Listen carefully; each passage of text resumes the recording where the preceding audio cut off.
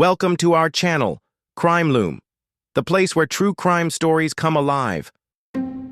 This is the story of Fred and Rosemary West, an ordinary-looking couple who hid terrible secrets behind the doors of their home in Gloucester, England. For 20 years, they lived a double life. To their neighbors, they seemed like a normal family, but inside their house, they committed some of the most shocking crimes in British history. Fred West was born in 1941 in a small village in Herefordshire, England.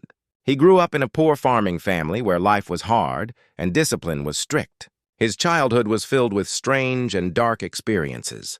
People who later studied his life believed he was abused when he was young and that he saw things no child should ever see. At school, Fred was not good at reading or writing. He left when he was still a teenager and began working as a builder and farm laborer. When Fred was 17, he had a motorcycle accident that left him with a head injury. After that, people said his behavior became more unpredictable. He was known as a man who lied easily and could charm people when he wanted to, but he also had a bad temper and could become violent very quickly. In his early 20s, Fred met a young Scottish woman named Rena Costello. She was kind, beautiful, and trusting. Fred liked her immediately, and they married soon after meeting. Rena already had a daughter named Charmaine, who Fred agreed to raise as his own. Later, Rena and Fred had another baby together named Heather. The small family lived together, but things were never peaceful. Fred controlled Rena, beat her often, and was jealous of any man who even looked at her. Rena was unhappy, but she stayed with him because she had no money and nowhere else to go. During this time, Fred began having relationships with other women. One of them was a young woman named Anne McFall, who had been a friend of Rena's. Anne became pregnant with Fred's child, but before she could give birth, she disappeared in 1967.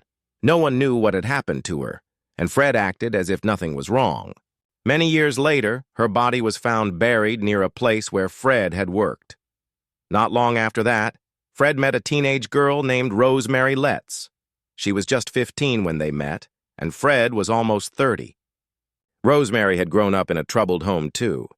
Her father was strict and violent, and she had been abused from a young age. She was used to cruelty and control, and when she met Fred, she was drawn to his confidence and charm. Her mother tried to keep them apart, but Rosemary ran away from home to be with Fred.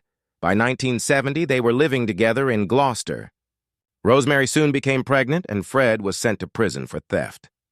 While he was in jail, Rosemary took care of Charmaine, Fred's stepdaughter. But Rosemary had a cruel side. She beat Charmaine often and treated her badly. One day, Charmaine disappeared. Rosemary said she had gone to live with her mother, Rena, but when Rena came looking for her daughter, she also vanished.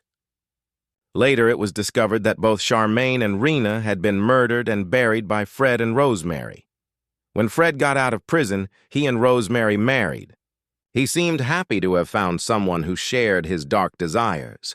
They soon had several children together and moved into a house at 25 Cromwell Street. From the outside, it looked like an ordinary home in a quiet street. But inside, terrible things were happening. Fred built a small room in the basement, which he called a special room. It had soundproof walls and a lock on the outside. Over the years, that room became the place where many young women suffered and died. Fred and Rosemary began taking in lodgers and young girls who needed a cheap place to stay. They also picked up hitchhikers and runaways. They would smile, act friendly, and offer help. Once the girls were inside the house, Fred and Rosemary would attack them. The girls were tortured and abused for days before being killed. Fred would bury their bodies in the cellar or the garden, sometimes covering the graves with concrete. Between 1973 and 1979, several girls disappeared after being last seen near Gloucester. Their names included Linda Goff, Carol Ann Cooper, Lucy Partington, Therese Siegenthaler, Shirley Hubbard, Juanita Mott, and Allison Chambers. Many of them were students or travelers who trusted the wrong people. No one connected the disappearances at the time. Fred was careful about hiding evidence. He was a builder, so digging and concreting came naturally to him. He would bury the remains late at night and tell his neighbors he was doing home improvements. Rosemary, meanwhile, acted like a loving wife and mother in public, but at home she was violent and cruel. Even their own children were not safe. Their daughter Heather grew up in fear. She saw and heard things that terrified her. When she told her friends that she was afraid of her parents, they didn't believe her. Heather said that if she ever disappeared, it would be because her parents had killed her. In 1987, after years of abuse, Heather did disappear. Fred told the other children that Heather had run away to work at a holiday camp. But sometimes when the children misbehaved, he would threaten them by saying, "If you're not careful, you'll end up like Heather." None of them dared to ask what that meant. Life at 25 Cromwell Street continued as if nothing had happened.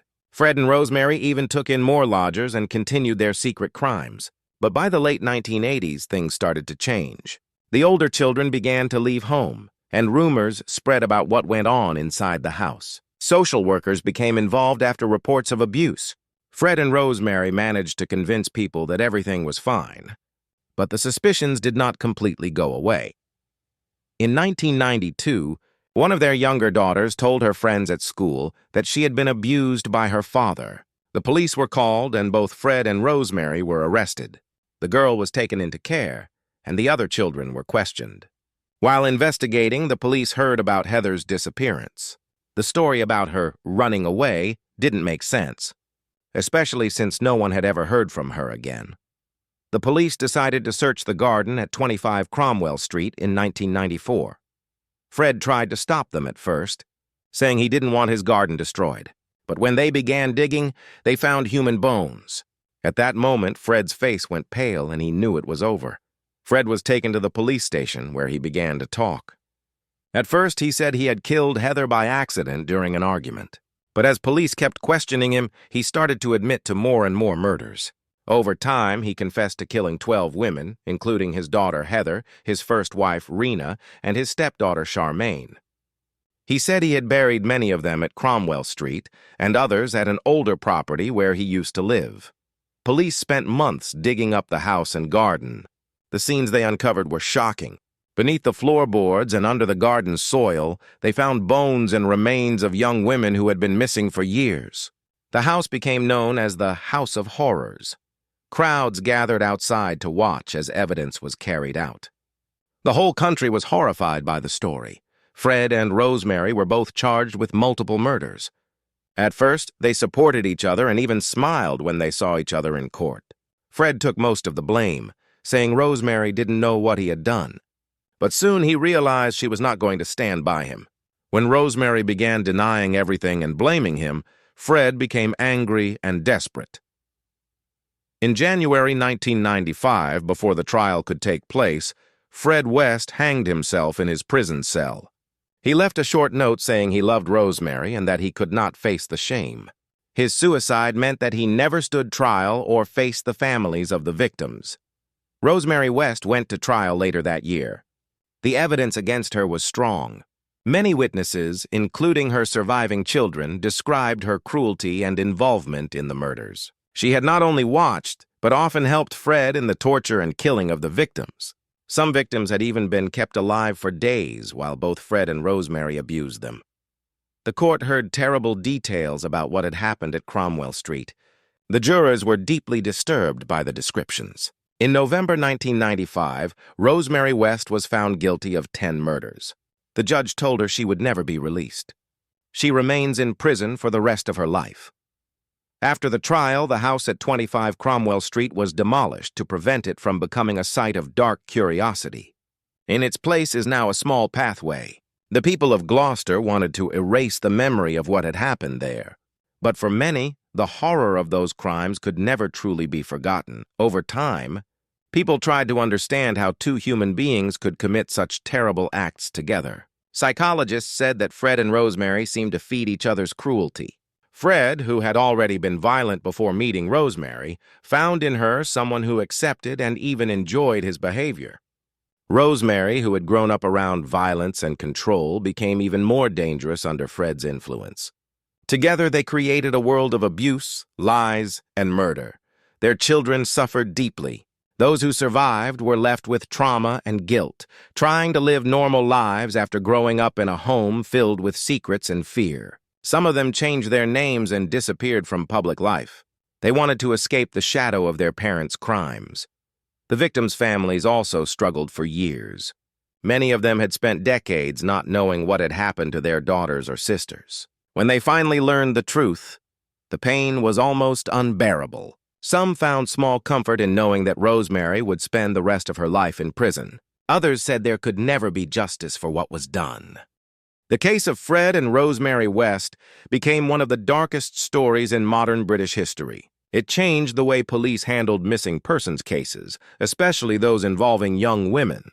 Before the Wests were caught, it was easy for authorities to believe that a missing girl had simply run away. After this case, there was more awareness that disappearances could mean something much worse.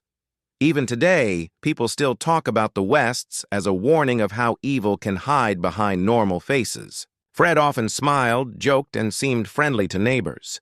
Rosemary worked as a care worker for children. No one could imagine what went on behind their doors. Their crimes showed how appearances can deceive and how cruelty can grow slowly in the shadows.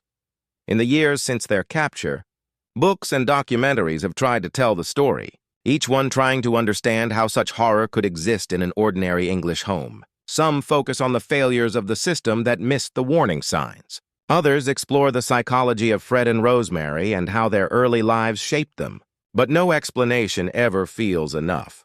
For 20 years, between 1967 and 1987, Fred and Rosemary West lived double lives. To the outside world, they were a working couple with children and lodgers. Inside, they were monsters who caused unbearable suffering. When the truth came out, it shocked not only the families involved, but the entire country.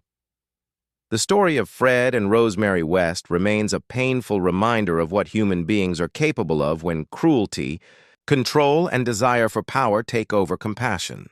The victims were young, trusting, and full of life, and their lives were stolen in the most brutal ways. Though decades have passed, their names are still remembered, and their stories continue to be told, so that such evil is never forgotten and never repeated.